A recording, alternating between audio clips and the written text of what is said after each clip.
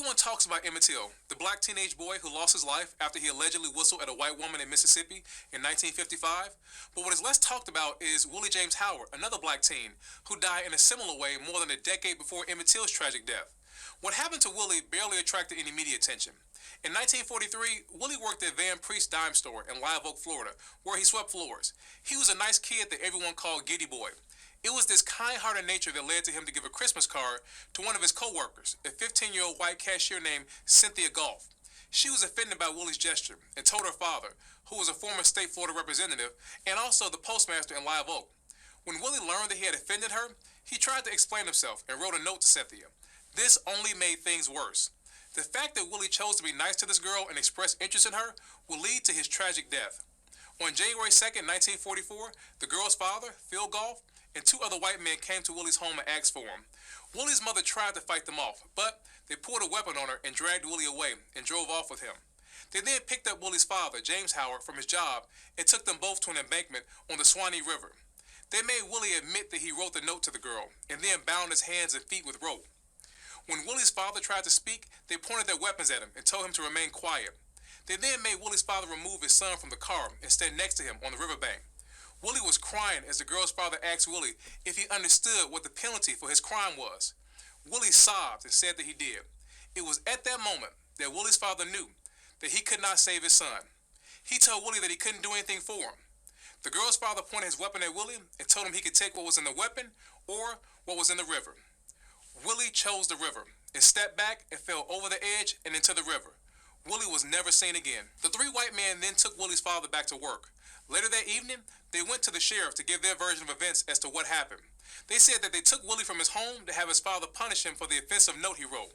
They tied Willie's hands and feet only to prevent him from trying to run away from the whipping that he deserved. They said that Willie refused to be humiliated by anyone, including his own father, and that he said that he'd rather die, and Willie jumped into the river instead of being whipped by his father. Willie's father, James Howard, he was made to sign this statement saying that he agreed to this version of events. Willie's family had to sell their house and move to Orlando, Florida. Willie's case caught the attention of Florida NAACP leader Harry T. Moore. Harry grew up with Willie's mother. Before I finish this story, let me tell you a little bit about Harry T. Moore. He was actually the first civil rights leader to be assassinated for his activism during the civil rights movement of the 50s and the 60s. Members of the Klan took both Harry and his wife's life in 1951. They are the only husband and wife to lose their lives for the movement. Harry contacted the National NAACP office to alert them of what happened to Willie. To his surprise, Thurgood Marshall was already working on the case.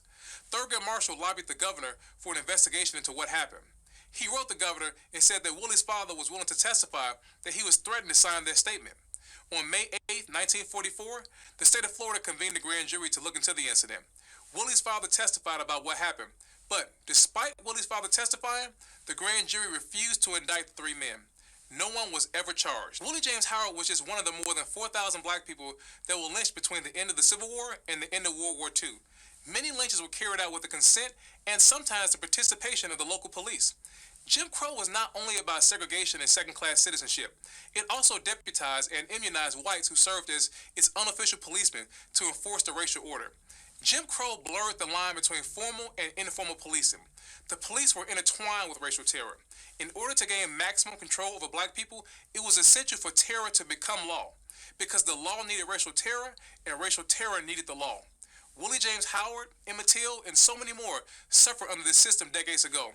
And sadly, black people are still suffering this same old misery of racial injustice. So many people may say, why are we focusing on this type of history? Because it is the history that has been forgotten.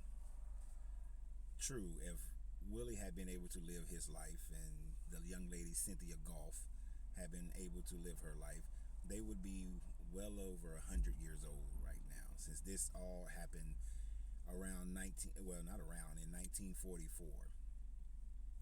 At 1944, these two teenagers, Willie Howard and Cynthia Golf, Willie James Howard and Cynthia Golf would now be about 105 years old. So it's still possible that they could still be alive to this day.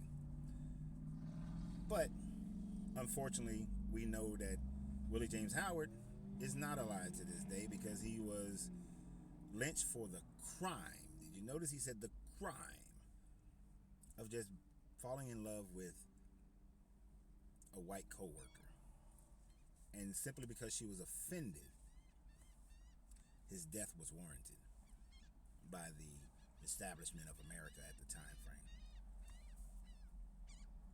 And although we may have freedoms of being able to marry who we choose to marry or be with who we choose to be with, we know that it is still very much frowned upon by a large mass of society. And because of that, we still have people who are living in terror. And because of police and other things like that, we're still living in terror.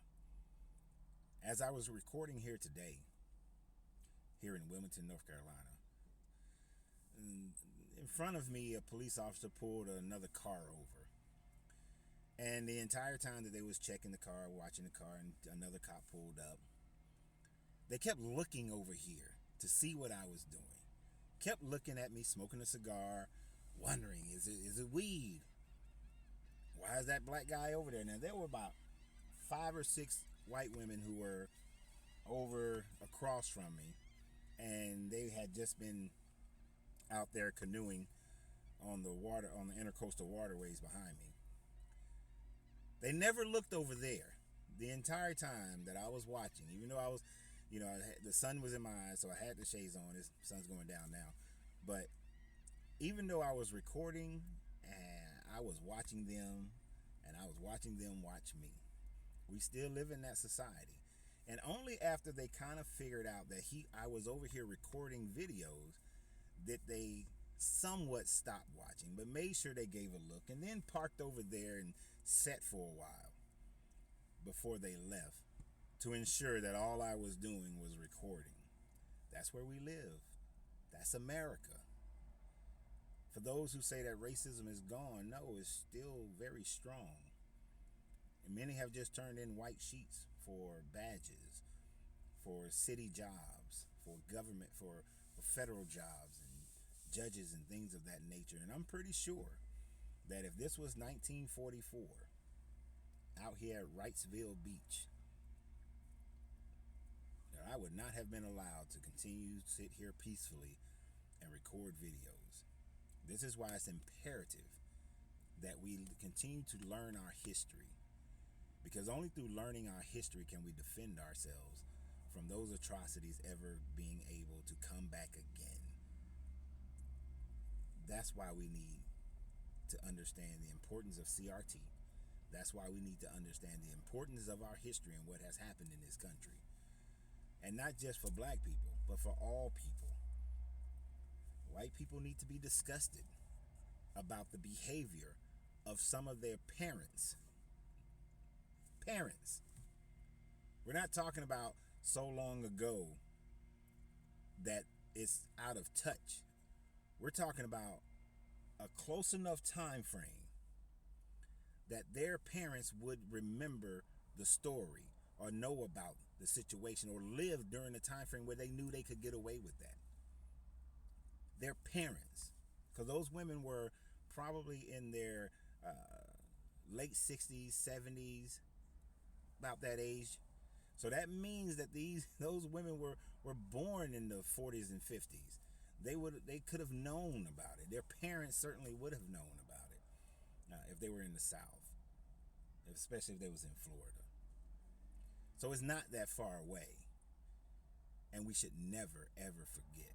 Not that we should fight physically against people and oppress other people, but so that we can all remember how vile that history is, to make sure we don't repeat it in any form or fashion. So always remember, you have to free yourself to be yourself, because your greatness is non-negotiable. Good journey, good vibration.